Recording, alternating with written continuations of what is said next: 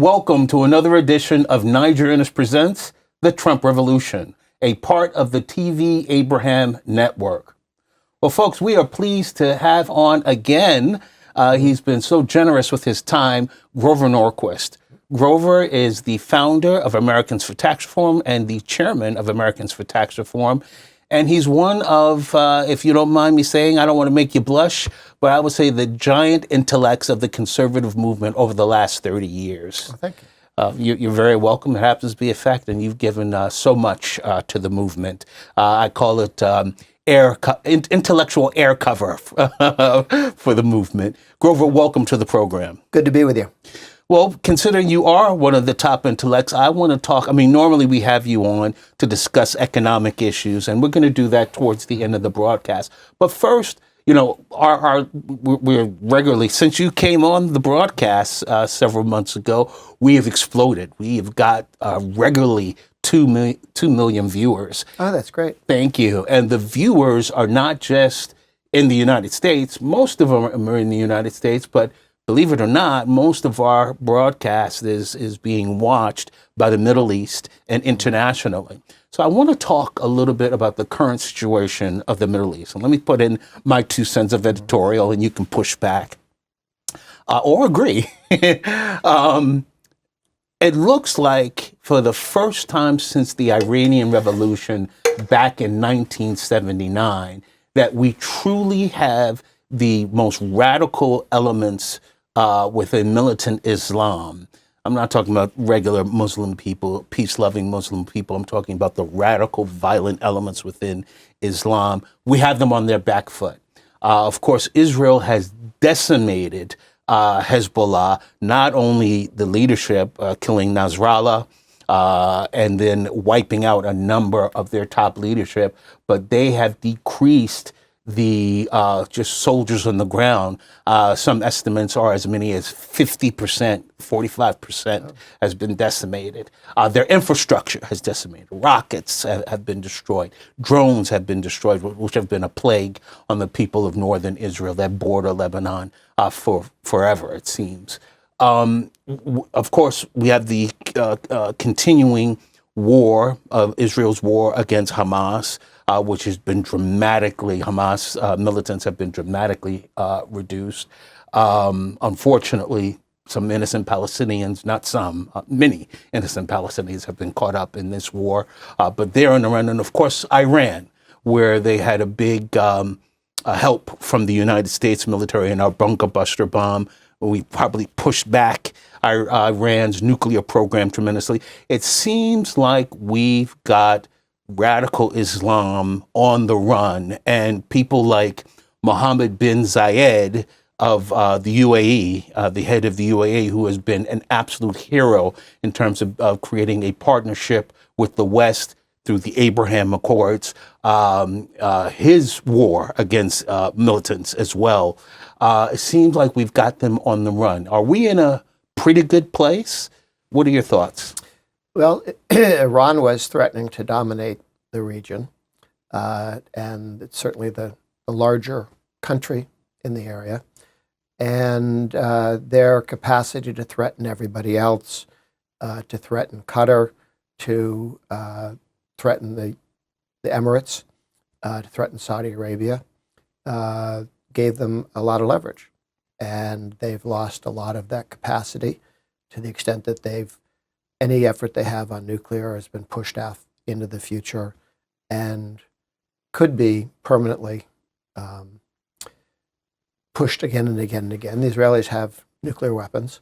There's never any real threat that they could take out Israel, but because the Israelis have enough nuclear weapons to destroy, wipe them off the face of the earth. Wipe them off the face of the earth. So, but they could threaten the Arab nations, and their ability to threaten the Arab countries in the region is significantly diminished, and the efforts that they had, the proxies that they put forward, have all been damaged. Being an ally of Iran may have looked like the smart move a while ago, but less and less. Yeah, they are let's talk a little bit about Lebanon and Hezbollah.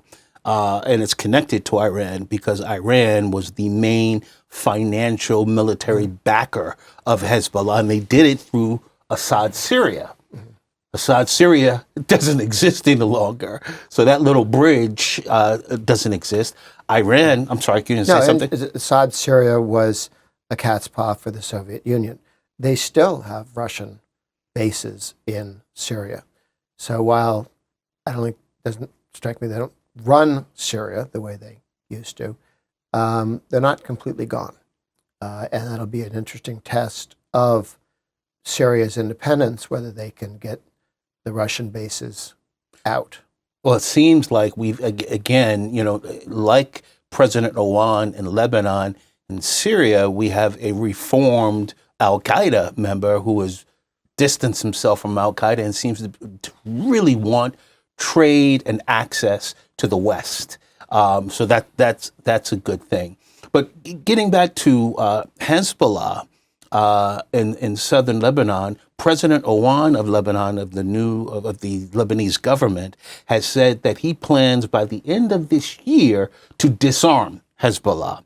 And in exchange for that, he's demanding really, that Israel, which is essentially occupying parts of southern Lebanon, to move out and for his military to replace the Israelis and to really keep pushing the Hezbollah into irrelevance, at least as a military entity. Politically, Hezbollah still has some hold in the parliament. I think they have like 5% of the seats in 5 to 10%. Oh, is it that small? I think so. I'm pretty sure. Yeah, it was larger in the past, but it has gone down to about maybe 10% of the parliament. That's why they were able to pass the U.S. plan of disarming Hezbollah. That's actual law, not a stated plan? I'm almost certain that is passed. It is either passed the parliament or it's about to pass the parliament. Okay. There's no belief that it's going to be rejected. Then they must feel confident, because if you wouldn't tell somebody, I'm going to come and take your gun, if you thought they could stop you. You would only tell them that if you were pretty sure you could do it anyway, and this will be easier. That's interesting. Do we have it is our plan. Mm-hmm. So do we have a moral responsibility to up the military support for the Lebanese government that has one heck of a task, even with a weakened Hezbollah, to disarm Hezbollah? Should we expedite and accelerate our military support? We're currently giving them $125 million a year, which is a pittance. We've promised that within 10 years, it's going to go up to $1 billion, which is more significant.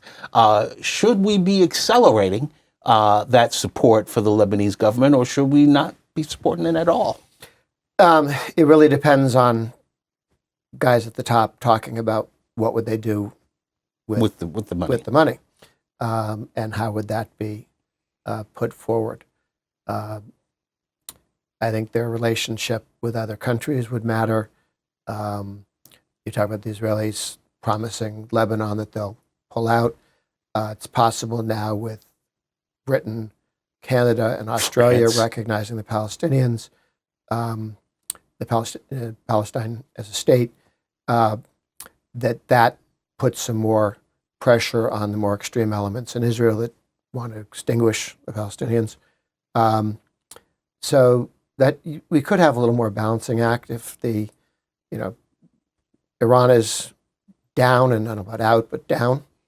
And the question is, what does happen to Iran? Iran is a kind of country like Iraq that could fall apart into different pieces between Kurds and the various ethnic groups. They're not all Persians there. Persians are about 70%, maybe 60% of the population? Yeah, it's who knows on these things, because they move around. Sure. Because they're guys on up on the Afghan side and over on Baluchistan, more towards Pakistan. The Iranians used to go after Pakistan, arguing for getting the Pakistani Baluch to come over.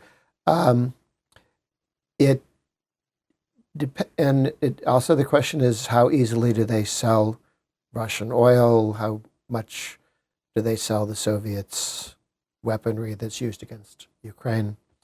There's a lot of different things at play, but I think when we have a better understanding, and I suppose that they're all talking about this, what role will they each play? Yeah, I would think that the ideal situation would be for the Iranian people to overthrow the mullah regime, not for Iran to collapse into an Iraq situation. That I don't think that there is any good outcomes from that situation. Yeah, I don't have a sense as to how internally it works. There seems to be, every once in a while, there seems to be some level of, Michael Ledeen used to argue, who's a scholar in the region, that he thought there was a popular opposition to the government. Certainly Iran used to be a much more westernized country before the Shah drove it into the ground. I went to business school, and they had a 5-part course, which they taught us in business, government, international economics, about how you should run a country. And the Shah of Iran, because the Shah of Iran had funded it, I think, must have. It was all about how they'd set up the state regime, where the government made all the decisions. And then kind of a fascist situation. Well, because private enterprise wasn't crushed completely, yes, but they have to do it in partnership with the government. It was all run by the government. Right. And and then, of course, the whole thing collapsed because that doesn't work. And so instead of keeping at Harvard Business School with, here's a course which we thought was to tell you how state socialism works. We're going to flip it around to say this is not how to run government. No, they just dropped the whole thing. So instead of learning from the course what they could learn, they just hid it because they didn't want to deal with that. Because even at Harvard, they were teaching nonsense back then on economics. Shock. At the business school, not the Kennedy School, the business school. And actually, the Harvard Business School, what's the old saying that if you want to become the best lawyer, you go to Harvard Law School. If you want to learn how to run the world, you go to Harvard Business School. I guess that's not the case with this course. Now, it's interesting. Well, what I remember being told about Harvard Business School was Harvard Business School prepares people to be CEOs, but until then, they're useless. they